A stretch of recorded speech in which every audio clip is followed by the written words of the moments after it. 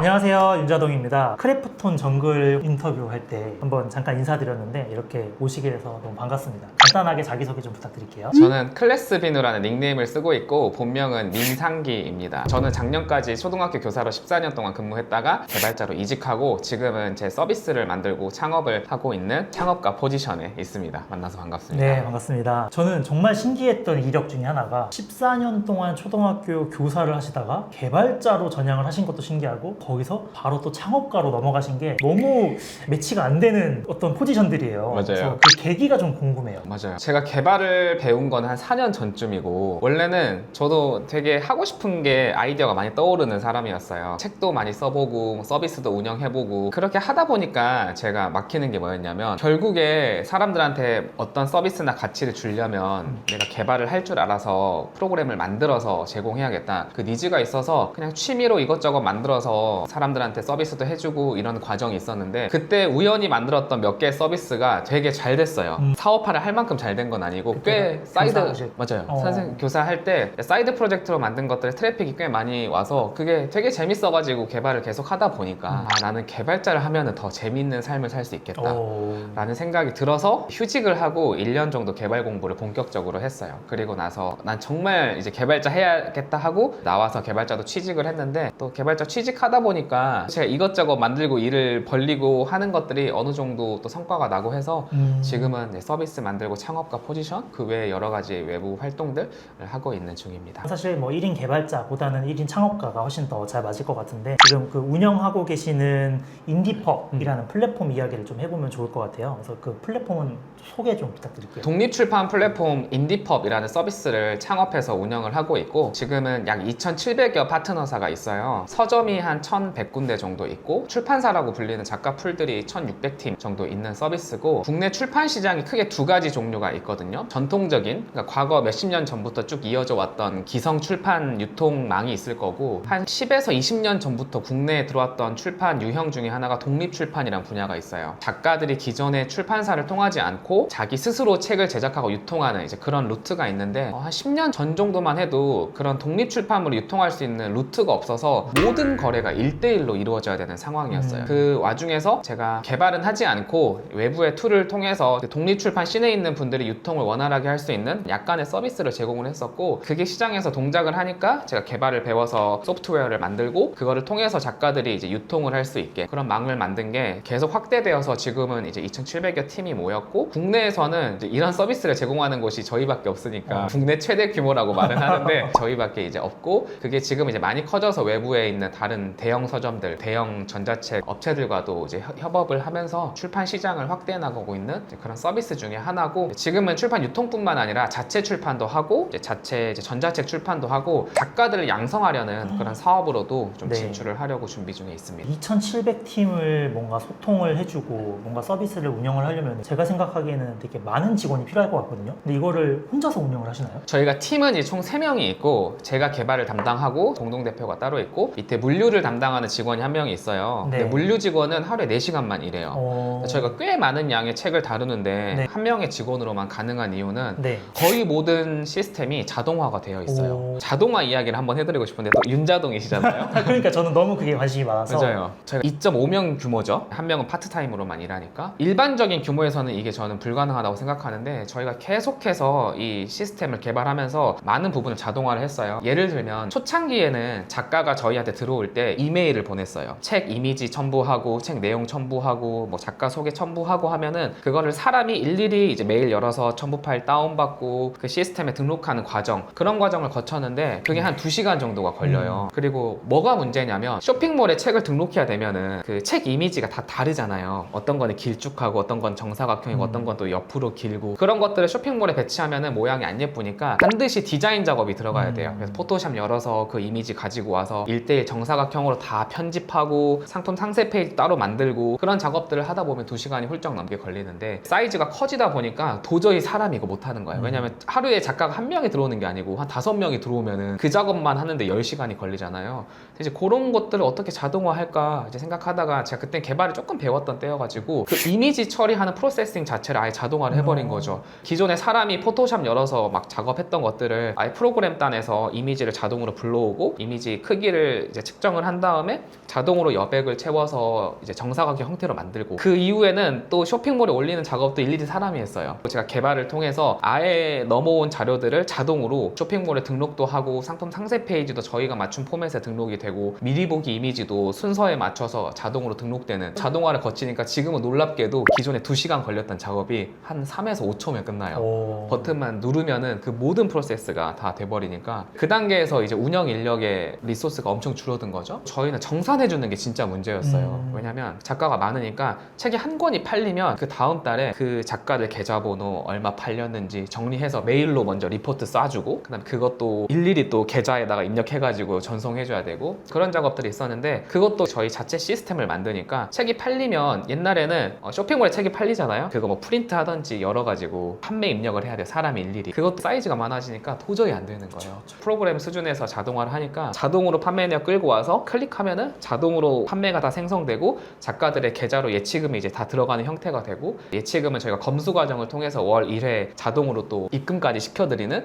이제 그게 다 자동화가 되니까 네. 기존에 사실 이 작업은 몇 시간 단위가 아니라 며칠이 걸리는 작업이었어요. 근데 지금은 거의 아예 시간이 안 든다고 볼 수 있죠. 왜냐면 판매 입력이 모든 게 자동으로 되니까 클릭 한 번에 다 처리가 되고, 물론 이제 끝단에서는 저희가 검수하고 계좌를 보내줄 때 뭐 엑셀 변환하고 하는 과정이 들지만, 그것도 사실상 뭐 한 5분 정도면 끝나는 작업이라서 기존에 며칠 걸리던 작업들이 5분이면 끝나는 이제 그런 식의 자동화가 됐고, 제가 최근에 했던 자동화 중에 하나는 고객센터 자동화예요. 또 사람이 많아지니까 그 문의가 계속 들어와요. 근데 이제 문의가 정형화된 문의도 있지만 그 사람 상황에 맞는 또 특수한 문의들이 있어요. 그런 것들을 일일이 사람이 응대하려고 하면은 시간도 많이 소요될 뿐만 아니라 그 스트레스를 많이 받아요. 맞아요. 네, 그 CS의 스트레스가 엄청나게 많아서 사실 감정적으로 응대하게 되거든요. CS를 하다 보면. 그러면 감정적으로 응대했을 때 이게 문제가 더 커지는 경우가 맞아요. 많습니다. 이런 것도 저희 자체 시스템 써놓기도 했지만 응대하는 입장에서는 그게 안 돼요. 맞아. 사람인데. 사람은 안 돼요. 그래서 이제 제가 만들었던 게, 요즘엔 LLM이 잘 돼 있으니까 대신에 저희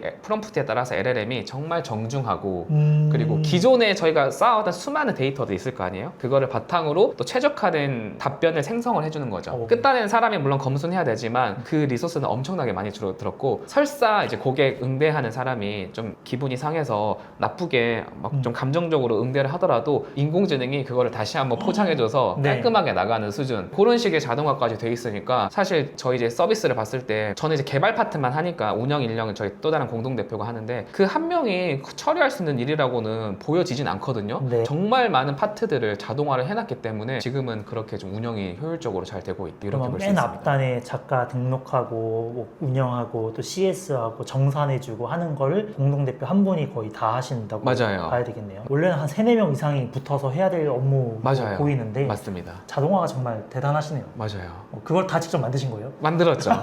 네, 그걸 이제 만들면서 이제 너무 힘들었어요. 왜냐면 네. 제가 그때 당시 처음 할 때는 인공지능이 없으니까 그쵸. 정말 구글 하면서 막 이랬는데, 챗GPT도 없던 시절. 챗GPT도 없었어요. 개발 처음 배우니까. 근데 이제 요즘 개발하는 걸 저를 보면은, 네. 아, 이거는 정말 누구나 조금만 투자하면 제가 옛날에 2-3달 걸려서 했던 작업들 사실 하루 이틀이면 할 수 있겠다, 그런 시대가 와서, 저는 이제 윤자동 님이 하시는 이런 서비스들이나 교육 네. 컨텐츠들이 네. 과거에 저처럼 개발 모르고 뭔가 해보고 싶었던 사람들한테 너무나 좋은 컨텐츠를 제공해주고 계시다. 아. 저는 이렇게 평가하고 있습니다. 또 너무 공감이 되는 게, 예전에 챗GPT 없던 시절에 한 일주일씩 걸렸던 일들을 맞아요. 지금은 한두 시간이면은 그냥 맞아요. 뚝딱 나오는데 코드 퀄리티도 좋고 어. 예외 처리 막 다 되어 있고, 그런 거 보는데 너무 좋은데 네. 아직도 이거를 모르고 안 쓰시는 분들이 정말 많아요. 맞습니다. 네, 그래서 저는 그런 분들을 위한 좀 전도사 역할을 열심히 하고 있습니다. 아, 좋습니다.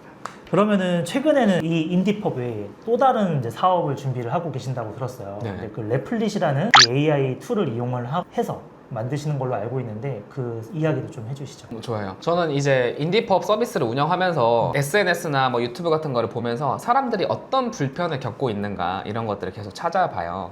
계속해서 이제 프로덕트를 만들어 보는데, 최근에는 학교 상담 선생님들이 겪는 문제를 제가 발견을 했어요. 이 문제를 어떻게 풀지 하고 여러 선생님들이 인터뷰를 해봤더니, 특정한 소프트웨어 하나가 개발이 되면 이 문제를 모든 전국의 10,000개 정도의 학교에 있는 상담 선생님들의 문제를 풀어줄 수 있을 것 같다, 고맙다는 생각이 들어서 이거를 만들려고 보니까 간단한 서비스 하나 만들고 배포하는데도 며칠이 걸려요. 원래 기존의 방식대로 하면. 근데 이제 제가 생각했던 것들은 꽤 복잡한 서비스였고 이거를 제가 한 달 정도 시간을 들여서 만들기는 조금 어렵겠다. 제가 다른 일도 하니까. 그래서 이제 인공지능을 활용해보자라고 생각을 했었고 레플릿이라는 서비스를 통해서 한번 검증을 해보자는 생각이 들었어요. 레플릿의 장점은 인공지능 에이전트가 꽤 괜찮은 수준으로 이미 세팅이 되어 있고 데이터베이스 그리고 배포 이러한 모든 과정들을 클릭 한 번에 바로 연결할 수 있는 그런 장점이 있어서 제가 3일 동안 잠을 안 자면서 그거를 만들었어요. 레플릿 갖고 크레딧을 제 기억에 한 300에서 400달러 정도 썼던 것 같고 3일 동안에 엄청나게 이제 몰입해서 만들고 시장에 런칭을 했는데 바로 반응이 오는 거예요. 네. 그러면서 앞으로 유료하면 얼마냐, 왜냐면 내 예산 맞으면 난 이거 무조건 쓰겠다 하시는 분들, 나 8년차 상담교사인데 지금 내가 이 문제 해결 못 해가지고 학교에서 진짜 고생하는데 이거 만들어줘서 너무 고맙다, 정식 런칭 언제 되냐, 이런 문의들이 이제 쏟아지기 시작하는 거죠. 레플릿을 통해서 3일 만에 빠르게 MVP를 만들었고 시장에 검증했고 그거를 바탕으로 지금은 사업화를 크게 하려고 준비하고 있고 꽤나 시장에서는 잘 작동하고 있어요. 그래서 제가 이제 많은 분들한테 드리고 싶은 말씀이 뭐냐면 요즘에 바이브 코딩 같은 거를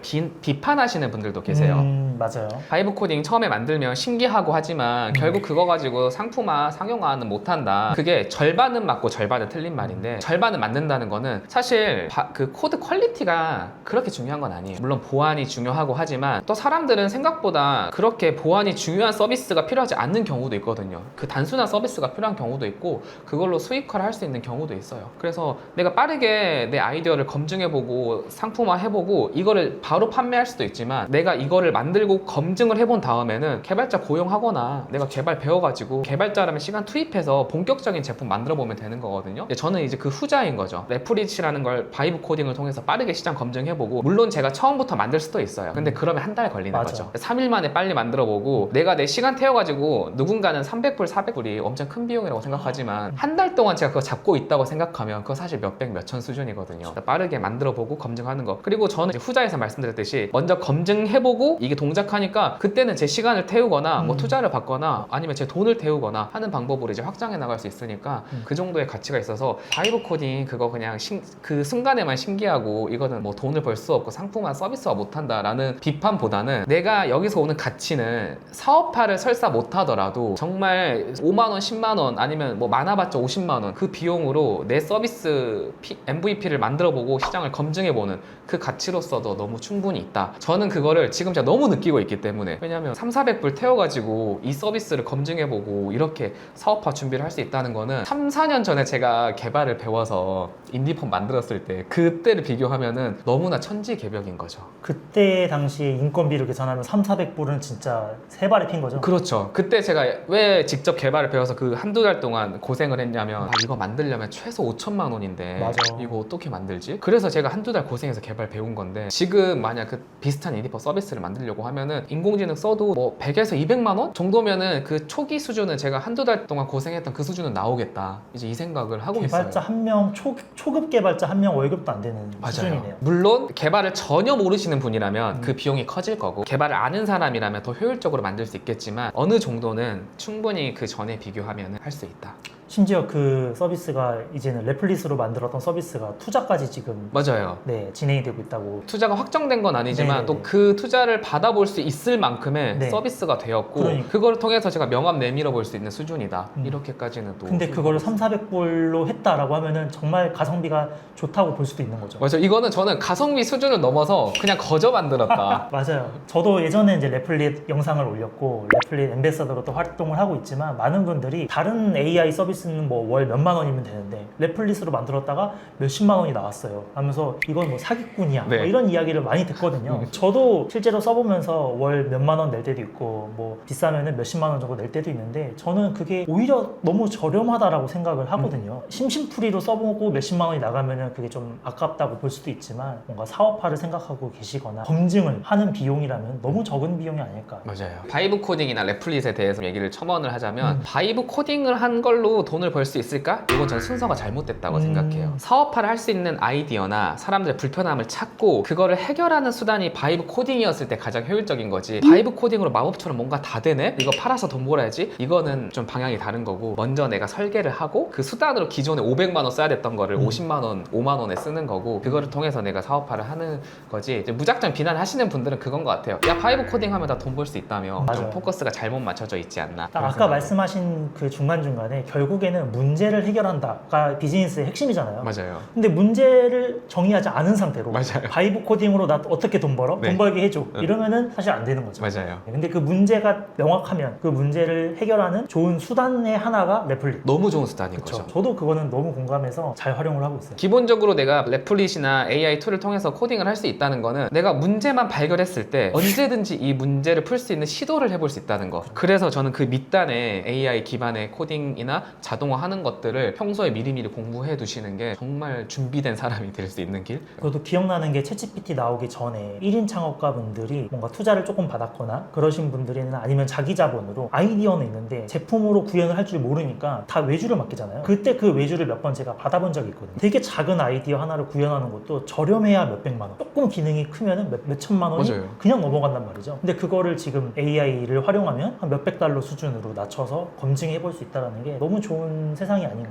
생각을 합니다. 1인 창업에 대한 이야기를 좀 해보면 좋을 것 같아요. 1인 창업, 뭐 솔로프러너 이런 이야기들이 요즘에 굉장히 많아지고 있는데 왜 이런 흐름이 최근에 가능하다라고 보시나요? 저는 이 AI 툴이 나오면서 개발뿐만 아니라 모든 분야의 자동화가 가능해졌다라고 생각을 하는데, 지금은 제가 새로운 서비스 이렇게 사업화를 준비하고 있어요 말하지만 그 뒷단에는 무수히 많은 시도들이 있었어요. 이 아이디어 해볼까 저 아이디어 해볼까 하는 시도들이 있었는데, 개발뿐만 아니라 문서를 만드는 것, 마케팅 홍보 문구를 만드는 것, 그리고 이 전략을 짜는 것, 이런 것들도 모두 AI를 통해서 기본 바탕이 되는 거고, 결국엔 프로덕트가 나와야 되니까 개발을 들어가잖아요. 그러면 정말 간단한 소프트웨어는 아까 제가 300~400달러를 말했지만 사실 1~20달러로도 돼요. 그런 것들을 생각나면 만들어보고 시장의 반응을 보고 사이클을 빠르게 돌릴 수 있는 시대가 지금인 거고, 과거에는 500만 원 있으면은 딱 하나밖에 못 만들었어. 근데 지금 500만 원 있으면은 내가 개발을 조금 알면 한 100개도 만들어 볼 수 있거든요. 그거를 통해서 만들고 던져보고 반응이 오는 것들을 발전시켜 나갈 수 있는 게 지금의 시대인 거고, 그전에는 막 사람들이 되게 많이 필요한 작업들도 있었잖아요. 디자인 해야 되고 맞아요. 마케팅 해야 되고. 근데 그런 것도 내가 기본적인 지식이 있으면은 AI를 통해서 어느 정도는 서포트를 받을 수 있는 환경이 되었다. 최근에 저는 팀을 많이 모으지 않고 가급적이면은 저 혼자서 비즈니스를 하려고 하는데, 그 이유가 배울 수 있는 것도 많아지고 정보도 많아지고 이거를 통해서 내가 기존의 사람을 대체할 수 있는 방법도 너무 많아지고 그래서 이 시기에는 그런 것들을 도전해보기 너무 좋은 시기다. 제가 최근에 들었던 용어 중에 인상 깊었던 용어는 스텔스 창업이라는 게 있더라고요. 사람들이 이렇게 생각해요. 만약에 내가 창업을 하려면 배수의 진을 치고 회사 그만두고 나와서 이제 뭐 하지? 창업해야지? 이러신 분들이 있는데, 저는 그거 너무 반대하거든요. 안정적인 공무원에 있다가 나와본 사람으로서 정말 다른 세상이에요. 회사에 있었다가 나왔다는 거는. 회사에서 물론 시간도 부족하고 하겠지만 저는 충분히 트라이 해볼 수 있다고 생각하고 인공지능이 있기 때문에 거기서 뭔가 반응이 왔을 때 나와서 해볼 수 있는 환경? 지금 이제 그런 것들이 많이 갖춰져 있다 보고 있습니다. 앞에 사실 뭐 기획, 디자인, 뭐 실제 개발 여러 가지를 다 AI 도움을 이제 받고 계시는데 개발 쪽만 좀 놓고 봤을 때 바이브 코딩을 하시는 분들이 뭐 개발 안 배워도 되나요? 이러신 분들도 많은데, 만약에 뭔가 좀 배워야 한다면은 네. 최소한의 이런 거 정도는 알면은 도움이 많이 된다라는 게 네. 있을까요? 바이브 코딩을 처음 시작하시는 분들은 개발 배우지 말고 그냥 해봐라. 네, 2주에서 한 달 정도는 너가 갖고 놀아봐라. 거기서 뭔가 되실 것 같은 분들은 분명히 니즈를 느껴요. 내가 이것만으로는 안 되겠다. 최근에 바이브 코딩으로 사업하시는 분들을 보면 정말 웃긴 게, 그분들은 거의 개발자가 돼가고 계세요. 어떤 것들을 배우면 좋느냐, 웹 개발의 기본을 배워보시는 것을 추천을 해요. 모바일 어플리케이션은 기본적으로 사람들한테 알리기 위한 배포와 등록 작업이 허들이 좀 있어요. 사업자 등록해야 되고 이거 심사도 받아야 되고. 근데 이제 웹 개발 같은 경우는 사실 딸깍 한 번에 바로 웹이라는 곳에 내 서비스를 내놓을 수 있으니까, 웹에서 우리가 필요한 기술들이 뭐가 있냐라고 보면은 사용자한테 앞단에 보여지는 그 프론트엔드 기술들, 우리 뒷단에 서버라고 불리는 그 서버 기술들, 백엔드라고 불리는 서버 기술들, 데이터를 저장해야 되는 그 데이터베이스, 배포까지 들어가는 인프라, 4개의 영역의 기초적인 내용들은 좀 알고 있어야 된다라고 생각을 해요. 프론트엔드 하면은 사실상 리액트라는 게 거의 표준처럼 쓰이고 그쵸, 있고, 리액트라는 게 어떻게 동작하는 건지에 대한 기본적인 개념들, HTML, CSS, 자바스크립트 그 정말 기초적인 문법들 저는 그거 일주일이면 한다고 생각해요. 백엔드라고 하면 여러 스택들이 있지만 노드 기반의 그런 것들을 요즘 많이 쓰니까 익스프레스나 아니면 네스트.js 프레임워크들 그거에 대한 백엔드가 도대체 API를 통해서 어떤 식으로 사용자 데이터를 주고받는가 그 정도의 흐름은 이해는 하고 있어야지 내가 만들었을 때 좀 더 구조적으로 서버를 만들 수 있다고 생각을 하고, 데이터베이스도 내가 결국에는 이거를 유지를 하려면 데이터가 저장이 되어 있어야 되는데 데이터가 어떤 식으로 저장이 되고 데이터베이스 종류가 많잖아요. 어떤 종류의 데이터베이스가 내 서비스에 적합한지 정도는 판단할 수 있는 기준, 그리고 이게 배포하면은 사실 이제 딸깍하면 배포되고 배포 쪽은 많이는 몰라도 돼도 생각하는데 결국 서비스가 커지고 확장하려면은 배포에 대한 지식도 알고 있어야 돼요. 특히 조금 요즘에 주의를 해야 되는 거는 보안 쪽. 정말 가벼운 서비스라면 그냥 만들어도 되지만 중요 정보, 뭐 계좌번호나 비밀번호 같은 경우 것도 이제 보안이 굉장히 중요한 거니까 저는 그런 것들을 공부하는데 최소 3개월에서 6개월 정도 뭔가 진지하게 개발을 공부해보면 저는 그 정도 스택이 쌓였을 때는 바이브 코딩으로 어느 정도 퀄리티 있는 것들을 만들어낼 수 있다. 그런 역량이 있으면은 바이브 코딩이 진짜 엄청난 무기가 또 될 수 있죠. 당연하죠. 네, 아무것도 모르고 그냥 해줘 맞아요. 이런 것보다는 프론트에서 이렇게, 백엔드에서 이렇게, 맞아요. 데이터베이스는 이렇게 좀 명확하게 지시를 하면 서비스가 또 뾰족하게 잘 나오니까 너무 좋은 것 같아요. 저도 에러를 수정할 때 에러가 나오잖아요. 네. 물론 에러를 그대로 복사 붙여넣기 해서 고쳐줘라고 하는 것도 꽤 많이 잘 동작해요. 맞아요. 하지만 제가 그 에러 메시지를 보고 저는 개발자니까 이게 어떤 원인 때문에 이런 에러 메시지가 발생했을지 대략적인 추측이 맞아요. 되거든요. 그러면 에러 메시지와 함께 내가 추측했던 원인을 같이 넣어주면 얘는 거의 바로 고칠 수 있어요. 그냥 에러 메시지 복사 붙여넣기 한 다음에 이거 고쳐줘 하면은 얘가 자체적으로 막 판단을 한단 말이에요. AI는 어차피 그 컨텍스트에 한계가 있기 때문에 물론 요즘은 너무 잘 동작하긴 해요. 훨씬 효율적으로 바이브 맞아요. 코딩을 해나갈 수 있죠. 앞단에 있는 기초적인 개발 지식 그게 선행되면 충분히 효과적으로 전 할 수 있다. 아까 말씀하셨던 월 뭐 몇백 달러, 몇십 달러 이야기도 하셨는데 저도 여기서도 오류 수정하는데도 사실 돈이 많이 들어가잖아요. 맞아요. 뾰족하게 하면은 한두 번의 프롬프트로 해결되면은 1,000원으로 해결될 거예요. 맞아요. 고쳐줘. 안 되잖아. 뭐야 똑같잖아. 고치란 말이야. 그러다가 맞아요. 이제 욕 나오거든요. 막. 맞아요. 고치느라 막 100달러씩 쓰는 경우들이 맞아요. 있어서 이럴 때 지식이 조금 있으면 정말 비용도 아끼고 좋을 텐데 라는 좀 생각이 들더라고요. 맞아요. 그럼 마지막으로 그 실제로 클래스비누님 운영하시는 유튜브 채널명이 좀 인상 깊어요. 클래스비누 라이프 오너. 채널명의 좀 의미를 알 수 있을까요? 네, 저는 클래스비누라는 닉네임을 쓰고 있는데 네. 보통 제가 학교 선생님이니까 클래스룸의 클래스라고 생각하시는 분들이 많아요. 근데 이 클래스는 프로그래밍 용어예요. 객체지향 프로그래밍 할 때 쓰는 클래스라는 개념이 있는데 제가 코딩 처음 배울 때 클래스가 너무 이해가 안 되는 거예요. 저는 샤워하면서도 계속 강의 영상을 봤거든요. 시간 날 때마다 도대체 클래스가 도대체 뭐야 이거를 계속 봤어요. 근데 어느 순간에 깨달은 거예요. 클래스라는 단어가 저한테 되게 인상 깊게 다가왔고, 비누는 제가 키우는 고양이 이름이에요. 두 개의 단어를 조합해서 클래스 비누라는 닉네임을 정했고, 라이프 오너라는 거는 제가 학교 선생님이 있다가 일반 스타트업도 다니고 지금 창업도 하고 하는 입장에서 뭐를 가장 크게 느꼈냐면 세상에는 정말 다양한 직업이 있구나 이거를 느끼고, 세상에는 정말 자기의 삶을 살아가는 사람들이 많구나. 근데 이렇게 생각을 해요. 제가 14년 동안 초등교사를 하면은 나이도 많고 애들 가르칠 때 이런 직업도 있고 저런 직업도 있고 한단 말이 하면서 가르쳤을 거 아니에요. 저도 성인이니까 세상에 다양한 직업이 있다는 거 알 거고.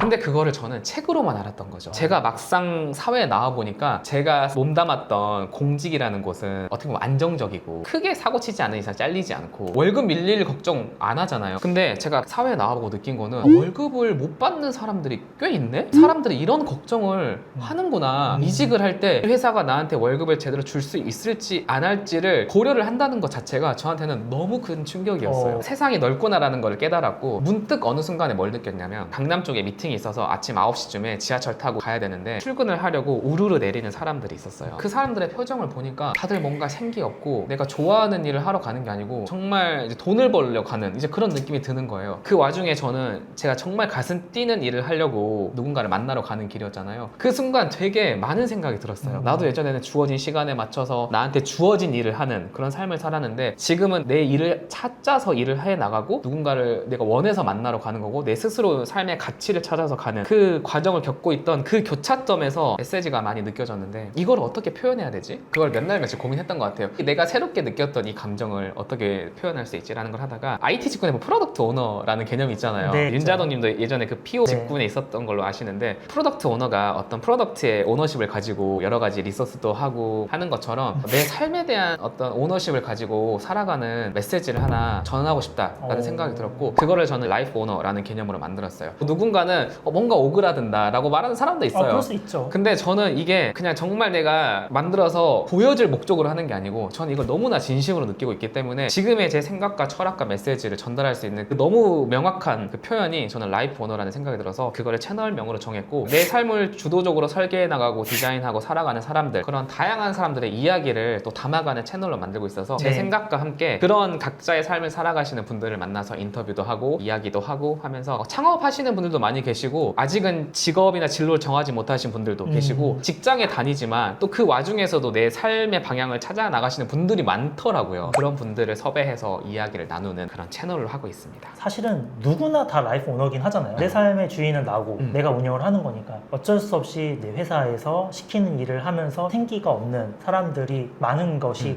현실이고, 지금 딱 말씀을 나누면서 진정한 라이프 오너의 표본이구나라는 게 네. 느껴져요. 오, 네. 말씀하실 때마다 뚜렷한 어떤 삶의 철학과 경험, 그리고 앞으로의 방향성, 이런 것들이 되게 잘 느껴져서 제 생각에는 유튜브 채널이 대박이 나지 않을까. 아, 감사합니다. 정말 응원하고 네. 저도 열심히 챙겨보도록 하겠습니다. 감사합니다. 마지막으로 1인 창업을 꿈꾸시는 분들이 요즘에 정말 많잖아요. 그런 분들께 한마디 좀 부탁드릴게요. 저는 1인 창업을 꼭 도전해 보셨으면 좋겠다고 생각하는데, 창업을 한다는 거는 전 이걸 돈을 벌기 위한 목적이 첫 번째가 되면 안 된다고 생각해요. 제가 많은 분들을 만나고 인터뷰를 하면서 특히 창업하시는 포지션에 계시는 분들을 만나면서 느끼는 건, 창업이라는 과정은 내가 누구인지를 찾아 나가는 과정이다라는 거를 느꼈어요. 창업을 해보면 세상에 거의 모든 일을 겪어야 돼요. 법률적인 거, 세무적인 거, 사람들 간의 커뮤니케이션, 어떤 분야에 강점이 있고 어떤 분야에 약점이 있고 내가 잘하는 게 뭐고 내가 무엇을 했을 때 행복하고, 창업이라는 과정을 통해서 저는 찾아 나갈 수 있다고 생각을 해요. 내가 돈을 벌기 위해서라기보다는 창업은 주도적으로 일을 할 수 있는 것의 끝판왕이라고 생각해요. 한번 도전해 보셨으면 좋겠는데, 여기서 주의할 점은 무작정 아무 생각 없이 회사 그만두고 나 나와서 창업할 거야, 이거는 절대 하시면 안 됩니다. 회사 다니면서 안정적으로 월급 받으면서 아이디어 있으면은 조금씩 그 레플릿이나 AI 툴 통해서 검증 한번 해보는 거는 어렵지 않거든요. 창업이나 비즈니스 관련된 책 충분히 많이 읽어보고 영상 강의 많이 보고 공부한 다음에 조금씩 트라이를 해보는 거죠. 그것으로 내가 단돈 10만 원이라도, 커지면 100만 원이라도 그거를 벌어보는 과정을 통하고, 그 시점에서 내가 어느 정도 가능성이 보인다 싶으면은 뭐 회사를 그만두거나 휴직을 하거나 해서 트라이를 해보시면은 저는 정말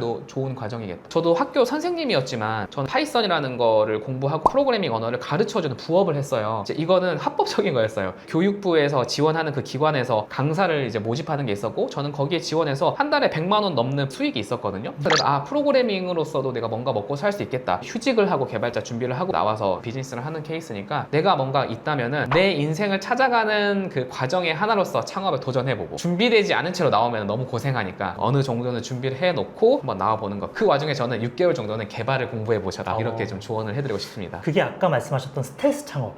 회사에서 발 담그고 일을 열심히 하면서 저녁에 조금 시간 빼서, 주말에 조금 시간 빼서 맞아요. 스텔스 창업으로 한 달에 10만 원 벌어보고 네. 100만 원 벌어보고, 맞아요. 이 정도면 내가 그만둬도 가능성이 있겠다 싶으면은 뭐 휴직을 하든 그때 퇴사를 하든 맞아요. 그게 충분히 더 안정적인 방법이지 않을까요? 그리고 나와서 해놓고 실패해도 저는 괜찮다고 생각해요. 맞아요. 실패하면 다시 돌아가면 되는 거예요. 네, 사실 저는 그게 실패라고 절대 생각하지 않아요. 맞아요. 그게 경험이고 그 경험들이 쌓여서 언젠가는 성공하는 밑거름이 된다라고 저는 생각을 하기 때문에 한 번 하고 인생 끝나는 거 아니잖아요. 맞아요. 이거 하는데 뭐 온 대출을 다 끌어가지고 몇 억을 쏟아붓는 게 아니기 때문에 그건 절대 안 돼요. 공부 조금 하고 뭐 강의 있으면은 뭐 한 몇십만 원 투자해서 들어보고 소자본으로 할 수 있는 창업이 요즘 많기 때문에 맞아요. 그렇게 해보는 것은 너무 좋은 경험이 되지 않을까. 한 1년 정도 내가 버틸 수 있는 돈을 모아놓고 그 돈은 그냥 내가 쓰겠다. 인생에서 저는 그 1년 정도의 연봉 정도는 태워볼 만한 가치가 있다고 생각해요. 인생 뭐 80년, 100년 사는 건데 맞습니다. 분명히 자기 성장과 세상을 보는 눈이 정말 달라질 거라는 거를 느낍니다. 너무 공감합니다. 오늘 영상을 보시는 1인 창업을 꿈꾸거나 1인 개발자 이런 것들을 꿈꾸시는 분들한테 되게 많은 인사이트를 줄 수 있는 영상이 아니었을까 생각을 합니다. 오늘 나와주셔서 너무 감사드리고 또 다른 기회가 생기면 자리를 마련하겠습니다. 와주셔서 감사합니다. 감사합니다. 네.